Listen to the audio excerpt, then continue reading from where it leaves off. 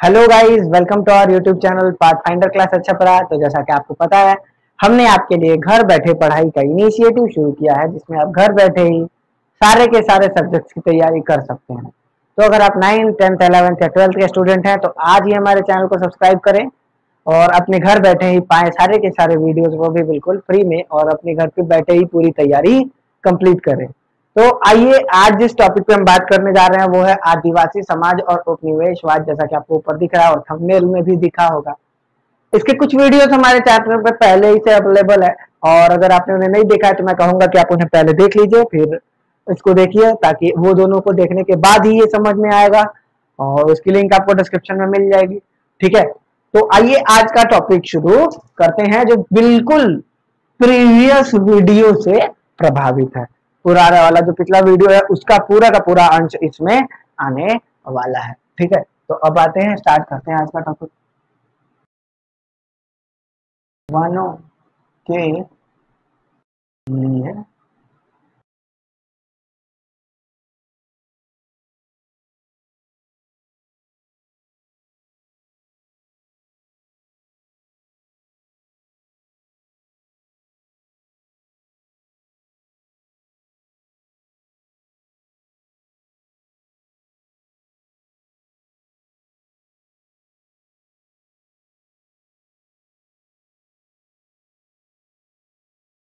ये है हमारा टॉपिक, वनों के लिए नीतियों का भारतीयों पर प्रभाव।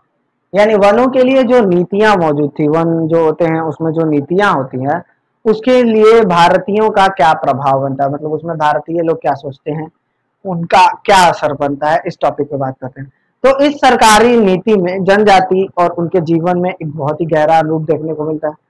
मैंने कहा, पहले ही कहा था, आदिवासी ये जंगल में ही रहते हैं, इनका पूरा का पूरा जीवन जंगल से ही जुड़ा हुआ होता है। कई लाखों सालों से, ये हजारों सालों से ये जनजातियां जंगलों में रह रही हैं, और इनका मुख्य मकसद ही ये रहा है कि हम लोग जंगल में अकेले पड़े रहें।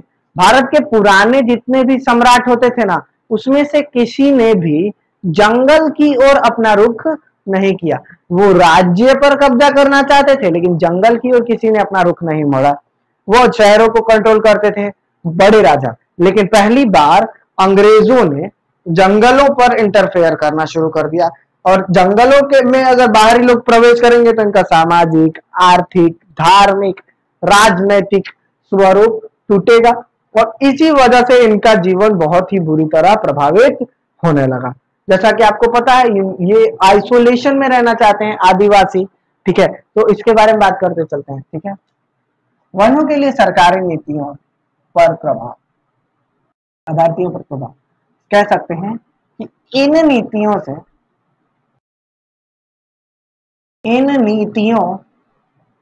से सबसे ज्यादा सबसे ज्यादा इन नीतियों से सबसे ज्यादा जनजाति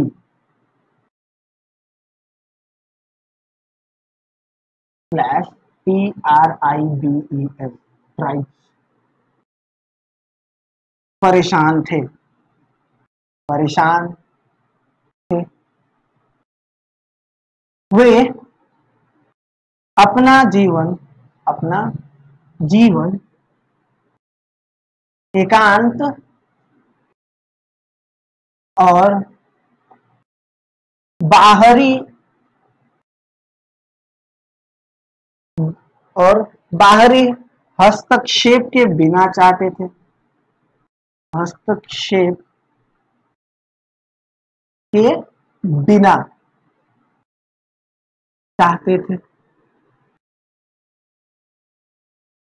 इनका मेन एम ही ये था कि हम बाहरी हस्तक्षेप नहीं करेंगे, मतलब हम बाहरी लोगों से हस्तक्षेप नहीं करवाएंगे। हमारी लाइफ है, हम जैसे जीना चाहें जी सकते हैं, हमारी मर्जी है ना जी, आसानी से रह सकते हैं। ठीक है, तो ये बिना हस्तक्षेप के जीना चाहते थे, परंतु नए नियम कानूनों के बाद, नई नीतियों ने नई नीतियों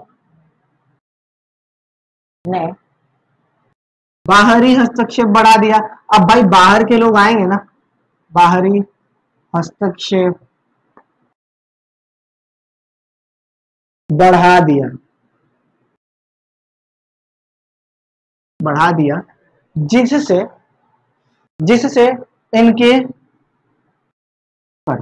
जिससे जिससे इनके धार्मिक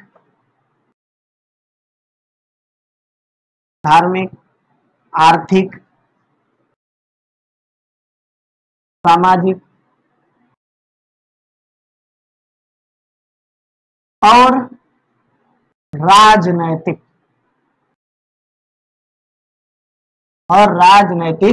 जीवन पर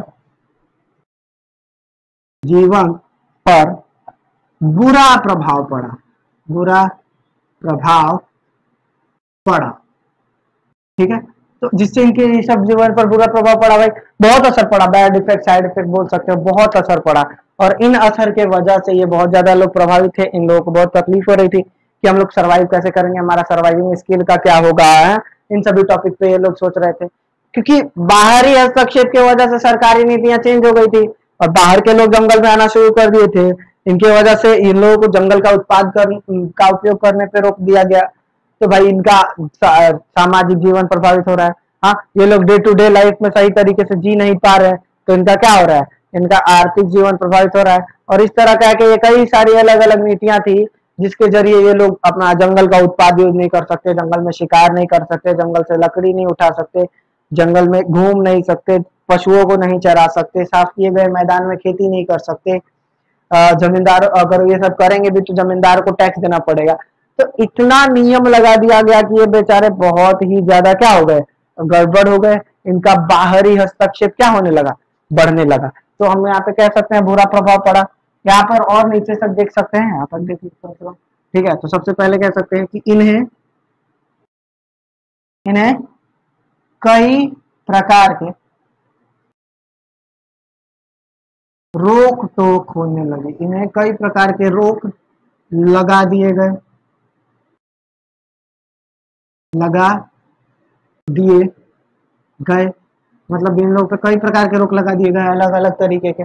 जैसे ए नंबर, ये झूम खेती नहीं कर सकते, झूम खेती नहीं कर सकते। ठीक है, झूम खेती नहीं कर सकते। झूम खेती क्या होती है? झूम खेती मतलब आपको याद होगा, झूम की खेती का मतलब है एक जगह खेती की है, यहाँ पर खेती की है, यहाँ से जमीन अगर ठीक हो, यहाँ पर एक फसल उगाए, एक दो फसल उगाए, दो तीन फसल तक यहाँ पर रहे, एक साल भी रह सकते हैं, 2 साल रह सकते हैं, 2 साल बाद इस जमीन को छोड़कर कहीं और चले गए, वहां का जंगल काटा और वहां पर खेती करना शुरू कर दिए। तो इससे अंग्रेजों को लगने लगा कि जितनी बार जंगल काटते हैं, जंगल को जला के वहां पे खेती करना शुरू करते हैं, उतनी बार वहां से मजबूत और बड़े पेड़ नहीं उगेंगे, क्योंकि जंगल तो काट दिया गया।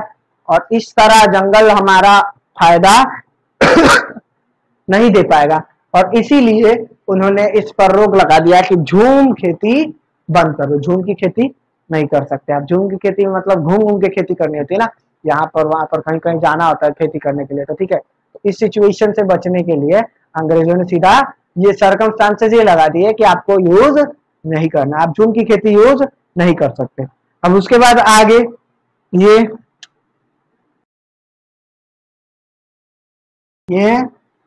शिकार नहीं कर सकते, नहीं कर सकते। अब बताओ, तो शिकार भी नहीं कर सकते जंगल में। आदिवासी लोग अगर शिकार नहीं करेंगे तो कौन शिकार करेगा? उनके जीवन पे कितना असर पड़ रहा है ये देखो। आदिवासी लोग जब शिकार नहीं करेंगे तो कौन शिकार करेगा? साथ ही साथ ये जलावन के लिए लकड़ी नहीं बटोर सकते, जलावन के लिए लकड़ी नहीं बटोर सकते,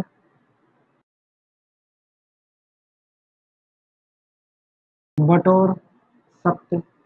तो भाई इन पे एक और रोक लग गया कि जलावन के लिए लकड़ी नहीं बटोर सकते। अब देखो ऐसे करके कितने और रोक लगेंगे इनके ऊपर, मतलब लकड़ी नहीं बटोर सकते। अभी आगे देखो, ये जंगल में अपनी मर्जी से लकड़ी भी नहीं बटोर सकते हैं। उसके बाद देखो, ये पशु नहीं चरा सकते,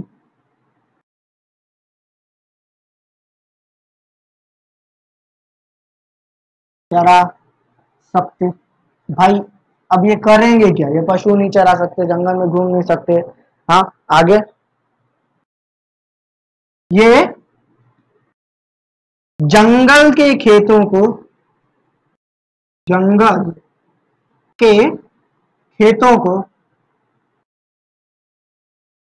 बिना कर दिए, बिना कर दिए नहीं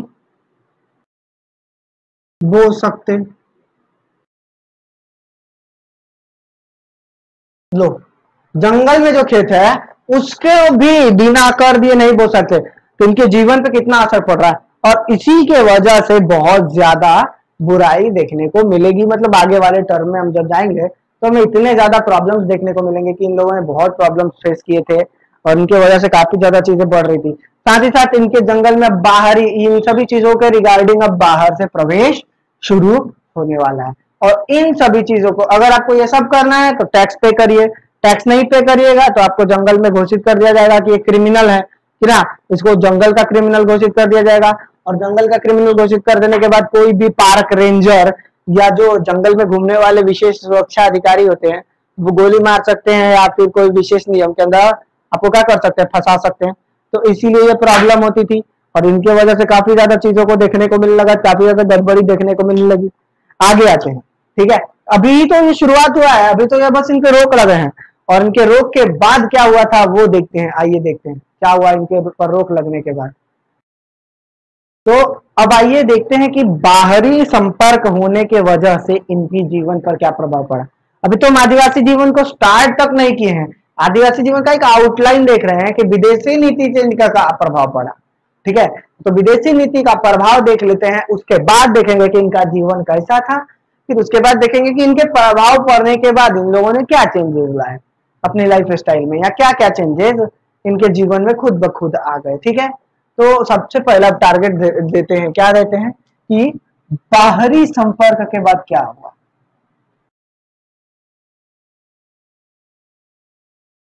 बाहरी संपर्क के पश्चात, ठीक है, बाहरी संपर्क के पश्चात।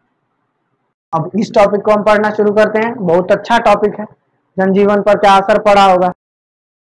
तो सबसे पहले पढ़ना शुरू करते हैं कि बाहरी संपर्क के पश्चात क्या हुआ। सबसे पहले ये बोला गया, यहां पर हम लिख देते हैं कि नियमों के बाद कोई भी गतिविधि, कोई भी गतिविधि करने के लिए, करने पर कर देना पड़ेगा, कर ब्रैकेट में टैक्स देना पड़ता था। जिस वजह से, जिस वजह से क्या क्या हुआ, जिस वजह से। अब देखो क्या क्या हुआ। सबसे पहले ए नंबर, कर वसूलने के लिए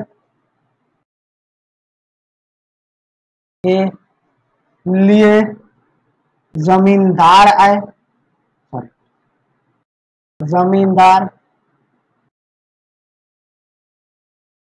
आए। अब देखो बाहरी लोगों की एंट्री कैसे हो रही है, कर वसूलने के लिए जमींदार आए, चलो अच्छी बात है, ये तो आया, इसको दे देंगे हम कर, कोई प्रॉब्लम नहीं है।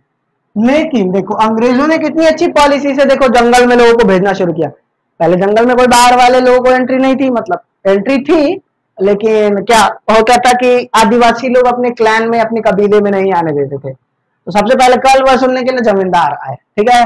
उसके बाद बी देखो, जमींदार की सुरक्षा के लिए की सुरक्षा के लिए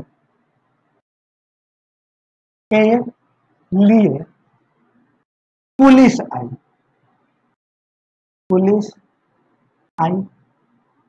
अब देखो कितनी चालाकी से इन लोगों ने दो लोगों को भेज दिया जंगल में, जमींदारों को और पुलिस को। जमींदार भी वहां पहुंच गए, पुलिस भी वहां पहुंच गए, दोनों के दोनों लोग वहां पहुंच गए। अब से देखो सेफ्टी मेजर्स कैसे, अंग्रेजों का प्लान कैसे काम में आता है, कैसे एक्शन में आता है। ठीक है, जमींदार भी पहुंच गए, पुलिस भी पहुंच गए। उसके बाद जो कर देने में असमर्थ था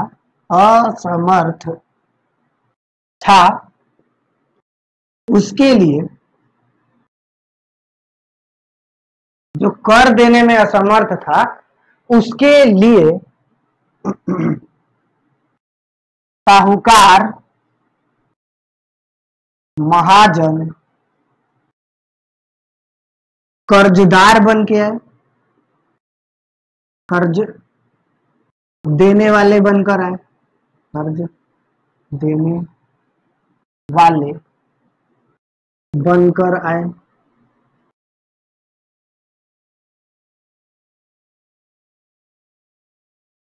अब देखो सब आ गया। अब कर्ज का हिसाब किताब करना है, इसके लिए क्लर्क और अकाउंटेंट्स को भेजा गया, मतलब साहूकार महाजन आ ही गए थे और ये सब लोग मिलकर शोषण कर रहे थे। अभी उसमें नहीं जाएंगे।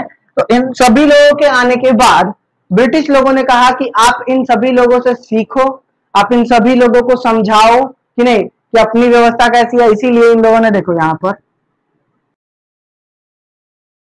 इन जनजातियों को शिक्षित करने के लिए, शिक्षित करने के लिए, इन जनजातियों को शिक्षित करने के लिए कौन है? अब यहां पे देख सकते हो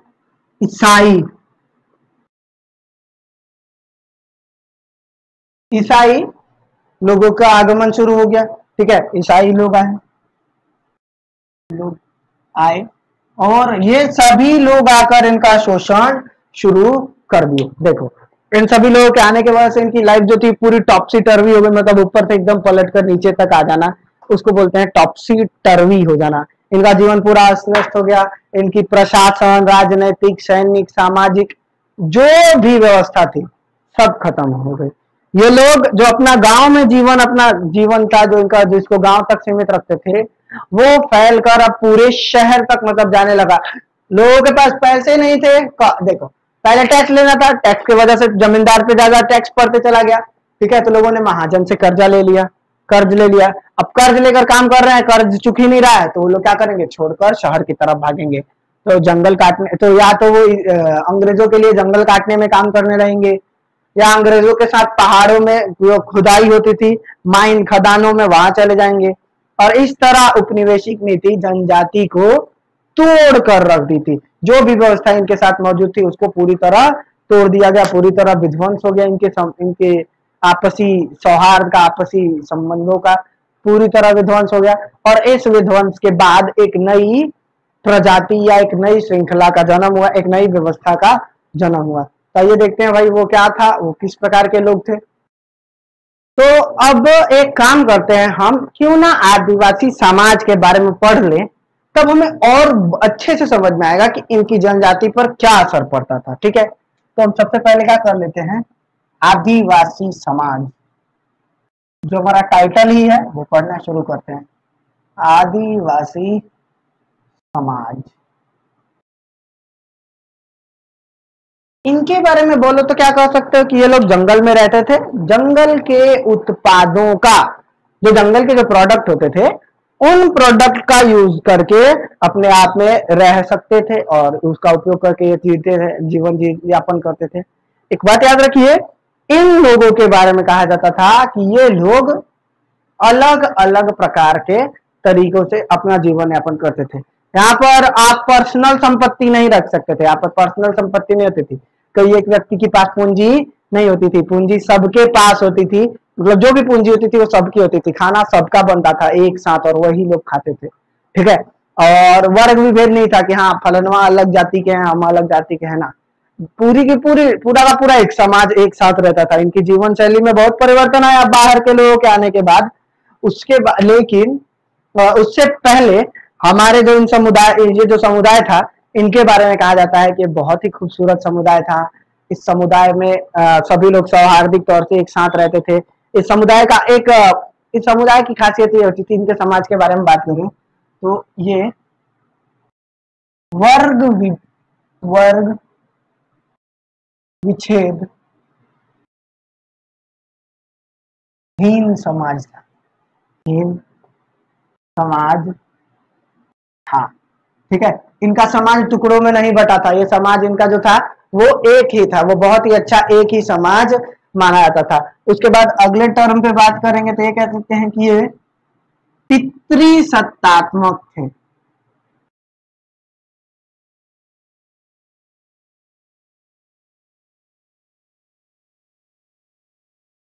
पितृसत्तात्मक थे मतलब यहाँ पर पैटर्निटी चलती थी, यानी कि फादर के फादर को ही मतलब गद्दी सौंपी जाती थी, वो फादर को ही सौंपा जाता था। यहाँ पर जो भी होता था वो सब पितृसत्तात्मक समाज होता था, यानी महिलाओं का संपत्ति पर अधिकार नहीं होता था, लेकिन घर चलाने की प्रोसेस में उनका बहुत योगदान होता था। यहाँ स्त्री और पुरुष दोनों ही आभूषण पहनते थे, ठीक है।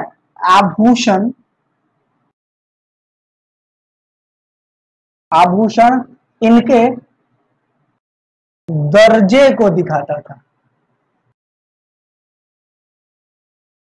था कि कितना अच्छा है, दिखाता था ये लोग कितने अच्छे वर्ग के हैं, लोग कितने अच्छी जाति के हैं, ठीक है। और इनके यहाँ पहाड़ी में मतलब ज्यादातर ये लोग क्या करते थे, जंगल के जानवरों का शिकार करते थे, उन्हीं को खाते थे, उन्हीं को रहते थे। उसके अलावा इनके समाज का एक क्या होता था, इनका समाज में शादियां भी होती थी, शादियों को तोड़ा भी जाता था, यानी कि पुनर्विवाह तक की शादी को तोड़ना और पुनर्विवाह दोनों की अनुमति थी इनके समाज में। ये इतनी अच्छे समाज के बारे में कहा। इनका सामाजिक तौर देखोगे ना, जन्म विवाह सब इनके यहाँ 3 मेन काम होते थे। ये लोग अपने समाज में 3 विशेष नीतियों को फॉलो करते थे। क्या? जन्म, अंत्येष्टि मतलब मृत्यु, और क्या बोल सकते हैं जन्म, अंत्येष्टि और आखिरी वाला और विवाह, तीनों में विश्वास रखते थे। तीनों के बारे में कहते थे। ये तो इनका समाज हो गया। इनकी राजनैतिक तौर पे बात करें, राजनैतिक व्यवस्था, तो इनके बारे में बात करें तो बोल सकते हैं कि इनके कबीले का एक सरदार होता था, एक प्रधान होता था, ठीक है, जिनको हर प्रजाति या हर जो कबीला था वो अलग अलग नाम से जानता था। और जैसे क्या कहते हैं, संथाल जनजाति में संथाल जनजाति में इन्हें मांझी, ओरांव जनजाति में इन्हें पहान, और मुंडा जनजाति में इन्हें मुंडा, और पहाड़िया जनजाति में सरदार, ऐसे अलग अलग लोग अलग अलग नाम से जानते थे, ठीक है। इनमें सत्ता एक आदमी के पास नहीं रहती थी। प्रधान तो है, लेकिन प्रधान के वजह से कोई वैसा नहीं होता था। तो बोल सकते हो कि इनकी सत्ता की शक्ति बटी होती थी, ठीक है। तो इनका सामाजिक जीवन ऐसा था। इनकी आर्थिक स्थिति की बात करें तो ये सामाजिक हो गया, अब आर्थिक स्थिति की बात कर लेते हैं, ठीक है। आर्थिक स्थिति की बात करें तो ये पूर्ण तौर पर जंगलों पर आश्रित थे, जंगल पर आश्रित थे, ठीक है। ये जंगलों से सामान ले जाकर शहरों में राजाओं के दरबारों में बेचा करते थे, ठीक है। इनका जो सामान होता था इनके जंगल से उठकर राजाओं के दरबार में शहरों में जाता था, ठीक है। तो इस तरीके से अपना काम जीवन यापन करते थे। जो भी पैसे राजाओं के पास से मिलते थे उससे वो लोग शहरों से जो भी सामान इनका थोड़ा सा ही था, शहर में ज्यादा जुड़े नहीं थे, थोड़ा सा ही सामान अपना जो भी लाना होता था वो लेकर आते थे। हाथी के दांत, मसाले, रबर, चमड़े, बहुत अच्छे अच्छे जानवरों के फर, ये सब ये ले जाकर शहरों में बेचते थे। ठीक है, तो हम यहाँ पे कह सकते हैं कि ये जंगल के उत्कृष्ट उत्पादों को वो शहरों में बेचते थे, शहरों में बेचते थे। ठीक है, बेचते थे और बेचकर इनका जीवन यापन चल रहा होता था। असल मायने में इनके यहाँ कोई टैक्सेशन नहीं था। आर्थिक में बात करें तो इनके यहाँ कोई टैक्सेशन नहीं था। इनके यहाँ टैक्स के नाम पर बस ये होता था कि सालाना भोज होगा, उसमें पूरे इलाके के सारे आदिवासी वर्ग आएंगे और सारे आदिवासी वर्ग थोड़ा थोड़ा राशन लेकर आएंगे और जो कबीला कमजोर होगा उस कबीले को दे दिया जाएगा। तो इस तरीके की इनकी व्यवस्था थी। भू राजस्व का इनका कोई सिस्टम ही नहीं था। ये बचपन से ही भू राजस्व के बारे में उतने ज्यादा उत्कृष्ट नहीं थे, इनको भू राजस्व के बारे में उतनी जानकारी नहीं थी। इनका धार्मिक वर्ग के बारे में बात करें तो लोग धर्म के मामले में काफी घुसे पड़े थे। इनका धर्म क्या था, काफी विशेष माना जाता था। ये लोग अपने धर्म को अलग अलग नाम देते रहते थे। ठीक है, इनका धर्म अलग अलग विशेष व्यवस्थाओं को फॉलो करता था और इस तरह वो अपने जीवन यापन में विशेष असर छोड़ते थे। समझे? तो ये था आदिवासी समाज। अब इस समाज को जानने के बाद ये समझ में आ गया है कि इन चीजों से इनको काफी प्रभाव पड़ता था और ये बाहरी चीजों से भी प्रभावित होते थे। ठीक है, तो आइए देखते हैं अब नेक्स्ट जो हमारा होगा वीडियो, उसमें हम देखेंगे कि अंग्रेजों के साथ इनका क्या प्रतिक्रिया रही है, किस तरह अंग्रेजों को रिस्पॉन्ड करते थे, किस तरह अंग्रेजों को जवाब देना इनको पसंद था। ठीक है, तो देखते हैं अभी। लेकिन वहां जाने से पहले एक काम करते हैं, इनके धार्मिक कारण को अच्छे से पढ़ लेते हैं। ठीक है, मुझे लग रहा है थोड़ा सा धार्मिक कारण इनका छूट रहा है, तो धार्मिक कारणों को इनके अच्छे से पढ़ लेते हैं। तो ये लोग अंधविश्वास में भरोसा रखते थे, इनके यहाँ अंधविश्वास था, तो हम ये कह सकते हैं इनमें अंधविश्वास था।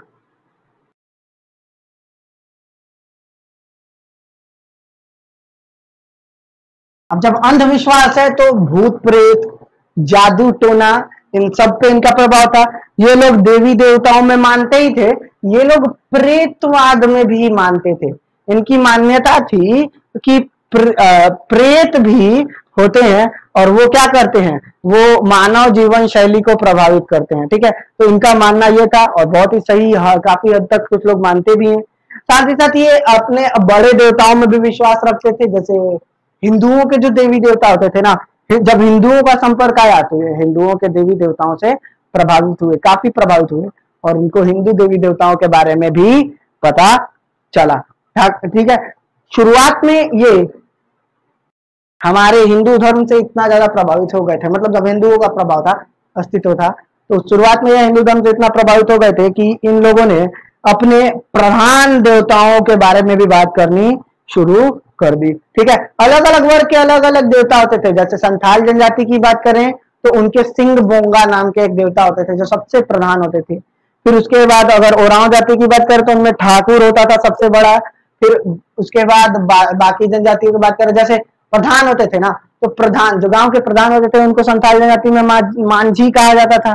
ठीक है, तो उस मांझी को भी, जो पुराने मांझी होते थे उनको भी देवताओं की श्रेणी में रख दिया जाता था। यानी जो पुराने सरदार हैं, जो मर गए हैं, जिनकी मृत्यु हो गई है, वो भी एक देवता के समान माने जाते थे। यानी कि ये अंधविश्वास था। साथ ही साथ ये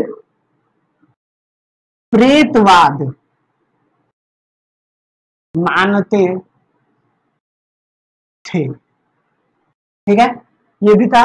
साथ ही साथ हम यहाँ पे एक लाइन खींच के ये भी कह सकते हैं कि इन पर अलग अलग धर्मों का